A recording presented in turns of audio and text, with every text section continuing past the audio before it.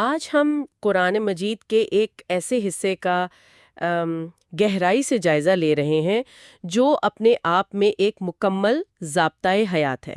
جی یہ سورۃ النحل کی آخری آیات ہیں، اور ہمارے پاس جو مواد ہے وہ ان کی تفسیر، جدید سائنسی اور نفسیاتی تحقیق، اور سب سے بڑھ کر سیرت رسول صلی اللہ علیہ وسلم کی روشنی میں ان کے عملی پہلوؤں پر مبنی ہے۔ ہمارا مقصد صرف ان آیات کا ترجمہ سمجھنا نہیں ہے، بلکہ یہ دیکھنا ہے کہ یہ آیات مل کر ایک مکمل نقشہ کیسے بناتی ہیں۔ اچھا، یہ ایک فرد کی تعمیر سے شروع ہوتی ہیں، پھر معاشرتی اصول بتاتی ہیں، پھر پیغام پہنچانے کا فن سکھاتی ہیں، اور آخر میں بحران سے نمٹنے کا طریقہ۔ مطلب ایک فرد سے امت تک کا ایک پورا سفر ہے۔ بالکل۔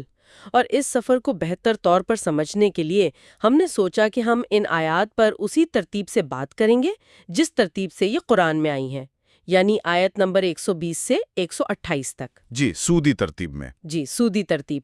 اور اس کی وجہ یہ ہے کہ یہ ترتیب پیغام کو بہت خوبصورتی سے قدم بقدم تعمیر کرتی ہے۔ بالکل۔ ایک عظیم شخصیت کی مثال سے شروع ہو کر امت کے لیے دعوت، انصاف اور صبر کی جامع ہدایات تک پہنچتی ہے۔ تو آئیے اس سفر کا آغاز کرتے ہیں۔ ضرور۔ تو سب سے پہلے سورۃ النحل کی آیات 120 سے 122۔ اللہ تعالیٰ فرماتا ہے، بے شک ابراہیم تمام اچھی خصلتوں کے مالک، اللہ کے فرمانبردار اور ہر باطل سے جدا تھے، اور وہ مشرک نہ تھے۔ جی، اس کے احسانات پر شکر کرنے والے اللہ نے اسے چن لیا اور اسے سیدھے راستے کی طرف ہدایت دی، اور ہم نے اسے دنیا میں بھلائی دی، اور بے شک وہ آخرت میں قرب والے بندوں میں سے ہوگا۔ یہ کمال آیات ہے۔ ان میں آپ دیکھیں اللہ تعالیٰ نے حضرت ابراہیم علیہ السلام کے 9 عظیم اوصاف بیان فرمائے ہیں۔ 9 اوصاف جی، سب سے پہلے انہیں امت کہا گیا، یعنی وہ اپنی ذات میں ایک پوری امت تھے، تمام بھلائیوں کا مجموعہ۔ واہ۔ پھر قانتاً للہ، یعنی اللہ کے مکمل فرما بردار۔ پھر حنیفاً، یعنی ہر غلط راستے سے منہ موڑ کر صرف ایک سچے راستے پر قائم رہنے والے۔ اچھا، پھر واضح کیا کہ وہ مشرک نہیں تھے، جو قریش مکہ کے دعوے کا ایک طرح سے جواب ہے۔ جی جی، وہ اللہ کی نعمتوں پر شاکرن، یعنی بہت شکر کرنے والے تھے۔ پھر اللہ نے فرمایا کہ ہم نے انہیں نبوت کے لیے اجتباہ، یعنی چن لیا، اور سیدھے راستے کی طرف ہدایہ، یعنی ہدایت دی۔ اور یہ سب ایک ہی شخصیت میں جمع تھا۔ جی بالکل، اور انعام کے طور پر انہیں دنیا میں بھی حسنتاً، یعنی بھلائی دی، اور آخرت میں بھی وہ صالحین میں سے ہوں گے۔ یہ 9 اوصاف بہت جامع ہیں۔ ان میں سے ایک وصف شاکر، یعنی شکر گزاری، آج کل تو ذہنی صحت پر بات کرنے والے ہر ماہر کی زبان پر ہے۔ بالکل۔ ایسا لگتا ہے جیسے سائنس نے اسے حال ہی میں دریافت کیا ہے۔ آپ نے بہت اچھا نکتہ اٹھایا۔ قرآن 1400 سال پہلے شکر گزاری کو ایک مثالی انسان کے کردار کی بنیاد بتا رہا ہے، اور آج نیورو سائنس اسی چیز کو ذہنی صحت کی بنیاد ثابت کر رہی ہے۔ صحیح۔ یہ صرف ایک اچھی عادت نہیں، بلکہ یہ ہمارے دماغ کی کیمسٹری کو بدلنے کا ایک ٹول ہے، جسے حضرت ابراہیم علیہ السلام نے کمال تک پہنچایا۔ بالکل، اور یہ صرف کوئی فلسفیانہ بات نہیں ہے۔ سائنس ہمیں بتاتی ہے کہ جب ہم شکر ادا کرتے ہیں تو ہمارے دماغ میں ڈوپامین اور سیروٹونن جیسے کیمیکلز خارج ہوتے ہیں۔ جی۔ آسان زبان میں کہیں تو یہ وہ کیمیکلز ہیں جو ہمیں قدرتی طور پر پرسکون، مطمئن اور خوش محسوس کرواتے ہیں۔ جی، خوشی کے ہارمونز۔ جی، یہ بالکل ویسا ہی ہے جیسے کسی کامیابی پر خوشی کا احساس ہوتا ہے، لیکن شکر گزاری ہمیں یہ احساس چھوٹی چھوٹی چیزوں سے حاصل کرنے کی صلاحیت دیتی ہے۔ اور اسی سے جڑی ایک اور خوبی ہے حنیفہ، یعنی ہر باطل سے الگ ہو کر حق پر قائم رہنا۔ یہ صرف ایک روحانی عمل نہیں ہے۔ اچھا، جی، یہ آپ کی سوچ کو بھی مضبوط کرتا ہے۔ اس سے میرے ذہن میں سائنس کا ایک پہلو آ رہا ہے۔ کیا یہ کہا جا سکتا ہے کہ حق پرستی صرف ایک روحانی عمل نہیں، بلکہ یہ ہمارے دماغ کو بھی تربیت دیتی ہے؟ یقیناً۔ یعنی جب کوئی شخص ہمیشہ سچ اور منطق کی تلاش میں رہتا ہے تو وہ ذہنی طور پر زیادہ باشعور ہو جاتا ہے۔ بالکل، کوگنیٹو سائنس یہی کہتی ہے، جو شخص حق کی تلاش میں رہتا ہے اس کے دماغ کا وہ حصہ زیادہ مضبوط ہوتا ہے جو اخلاقی اور منطقی فیصلے کرتا ہے۔ پری فرنٹل کارٹیکس۔ جی، پری فرنٹل کارٹیکس۔ یعنی سچ کی جستجو آپ کو ذہنی ہیرا پھیری اور غلط پروپوگینڈا سے بچاتی ہے، کیونکہ آپ کا دماغ سوال کرنے اور تجزیہ کرنے کا عادی ہو جاتا ہے۔ آپ سنی سنائی باتوں پر یقین نہیں کرتے۔ واہ!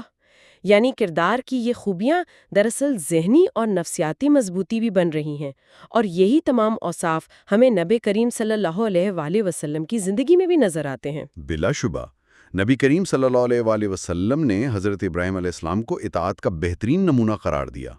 آپ صلی اللہ علیہ وآلہ وسلم نے خود توحید پر کبھی سمجھوتا نہیں کیا، ہر نعمت پر شکر ادا کرنے کا درس دیا، اور آپ صلی اللہ علیہ وآلہ وسلم کا اللہ کی طرف سے منتخب ہونا اور ہدایت پانا ہی تو آپ کی رسالت کی بنیاد ہے۔ تو حضرت ابراہیم علیہ السلام ایک مکمل نمونہ ہے، اور پھر اگلی ہی آیت نمبر 123 اس نمونے کو براہ راست ہمارے نبی صلی اللہ علیہ وآلہ وسلم سے جوڑ دیتی ہے۔ جی، پھر ہم نے آپ کی طرف وحی بھی بھیجی کہ آپ بھی دین ابراہیم کی پیروی کریں، جو ہر باطل سے جدا تھے اور وہ مشرک نہ تھے۔ جی، یہاں پیروی سے مراد دین کے بنیادی اصولوں یعنی توحید اور عقائد میں موافقت ہے، اور اس حکم میں ہمارے نبی صلی اللہ علیہ وسلم کی عظمت کا کیا خوبصورت اظہار ہے۔ وہ کیسے؟ آپ صلی اللہ علیہ وسلم کا دین ابراہیمی کی پیروی کرنا اصل میں حضرت ابراہیم علیہ السلام کے لیے بھی ایک بہت بڑا شرف تھا، کیونکہ ہمارے نبی صلی اللہ علیہ وسلم تمام مخلوق میں سب سے افضل و اعلیٰ ہیں۔ سبحان اللہ! تو ہم نے دیکھا کہ دین کی بنیاد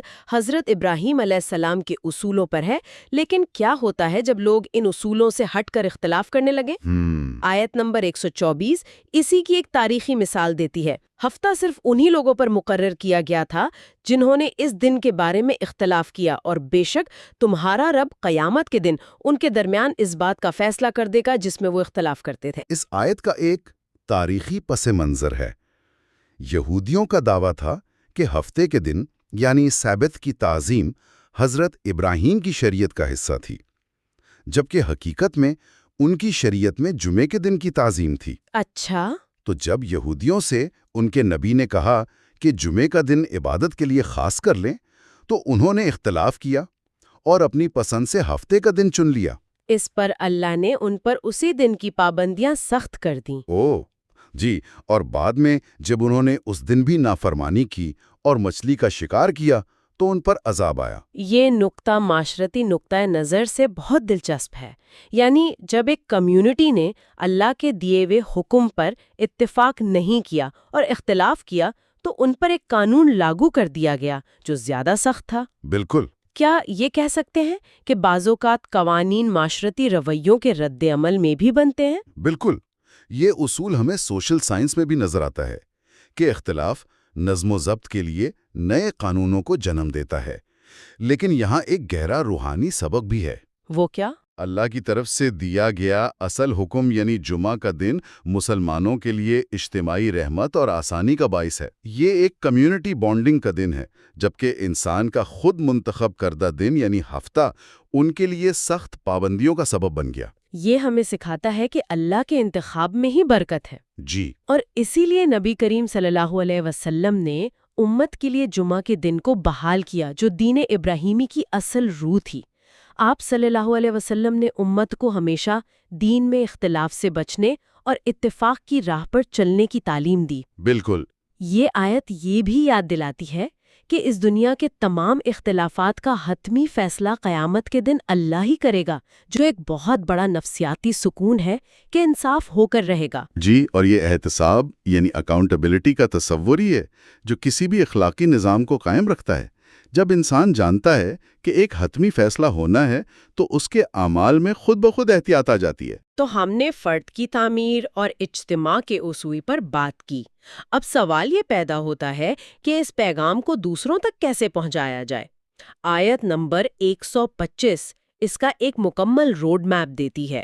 جی، اپنے رب کے راستے کی طرف حکمت اور اچھی نصیحت کے ساتھ بلاؤ، اور ان سے اس طریقے سے بحث کرو جو سب سے اچھا ہو۔ اس ایک آیت میں آپ دیکھیں اللہ نے دعوت اور سمواد کا پورا فن سکھا دیا ہے۔ 3 طریقے بتائے گئے ہیں۔ پہلا، حکمت یعنی وزڈم۔ اس کا مطلب ہے مضبوط، عقلی اور منطقی دلیل جو سچ کو ایسے واضح کر دے کہ کوئی شک نہ رہے۔ دوسرا موعظہ حسنہ یعنی اچھی نصیحت۔ اس کا مطلب ہے نرمی، محبت اور ہمدردی سے بات کرنا، जन्नत की तरगीब और जहन्नम के अजाब से डरा कर दिलों को नरम करना। और तीसरा? और तीसरा, बेहतरीन तरीके से बहस, यानी अगर बहस की नौबत आ भी जाए तो अखलाक का दामन नहीं छोड़ना, नरमी और शाइस्तगी से बात करनी है। ये सिर्फ तबलीग के उसूल नहीं लगते, ये तो मौसर कम्युनिकेशन के सुनहरी उसूल है ना? बिल्कुल। हिकमत यानी मंतिक, अच्छी नसीहत यानी जज्बाती ताल्लुक, और बेहतरीन बहस यानी एहतराम। आज की डिजिटल दुनिया में जहां हर कोई चीख रहा है, ये रहनुमाई कितनी अहम है। यकीनन।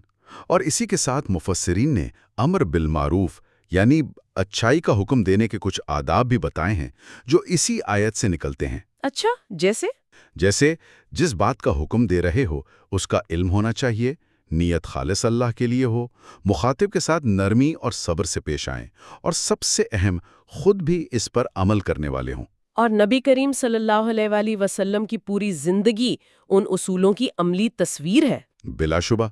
आप सल्लल्लाहु अलैहि वसल्लम ने मुशरिकीन मक्का के बड़े बड़े सरदारों से हिकमत और दलील से बात की, अपने सहाबा को हमेशा नरमी और मोहब्बत से नसीहत फरमाई, और ताइफ जैसे वाक़यात में सख्त तरीन मुखालफों के लिए भी आप सल्लल्लाहु अलैहि वसल्लम की ज़बान से दुआ ही निकली। जी बिल्कुल। आप सल्लल्लाहु अलैहि वसल्लम की सीरत सिखाती है कि दावत में आपका अखलाक ही आपकी सबसे बड़ी ताकत है। लेकिन जब आप हिकमत और अच्छे अखलाक से भी बात करें, तब भी रद्द-ए-अमल हमेशा अच्छा नहीं होता। कभी कभी तकलीफ, नुकसान और जुल्म का भी सामना करना पड़ता है। ऐसे में क्या किया जाए? यहाँ से इन आयत का आखिरी और शायद सबसे मुश्किल सबक शुरू होता है। आयत नंबर 126। जी। और अगर तुम सजा देने लगो तो ऐसी ही सजा दो जैसी तुम्हें तकलीफ पहुंचाई गई हो, और अगर तुम सब्र करो तो बेशक सब्र वालों के लिए सब्र सबसे बेहतर है। इस आयत का शान नुज़ूल बहुत दर्दनाक है। जंग उहुद में जब कुफ़ार ने आप सल्लल्लाहु अलैहि वसल्लम के प्यारे चचा हज़रत हमज़ा रज़ी अल्लाह अन्हु समेत कई सहाबा को शहीद किया और फिर उनके आज़ा काट कर बेहुरमती की। जी, तो आप सल्लल्लाहु अलैहि वसल्लम को शदीद सदमा पहुंचा।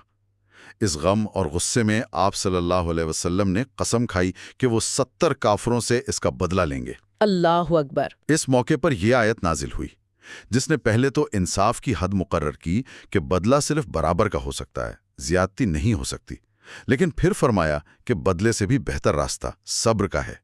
ये तसव्वुर करना भी मुश्किल है। इस शदीद ज़ाती गम और गुस्से के लम्हे में जब बदले का जज्बा फितरी तौर पर उरूज पर हो, अल्लाह की तरफ से इंसाफ की हद मुकर्रर की जा रही है और फिर सब्र को इससे भी बेहतर करार दिया जा रहा है। ये गैर मामूली है, और इससे भी गैर मामूली हमारे नबी सल्लल्लाहु अलैहि वसल्लम का रद्द अमल था।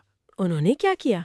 ये आयत सुनते ही हुजूर सल्लल्लाहु अलैहि वसल्लम ने फौरन अपना इरादा तर्क फरमा दिया, अपनी कसम का कफारा अदा किया और सब्र का रास्ता इख्तियार किया। सुभान अल्लाह।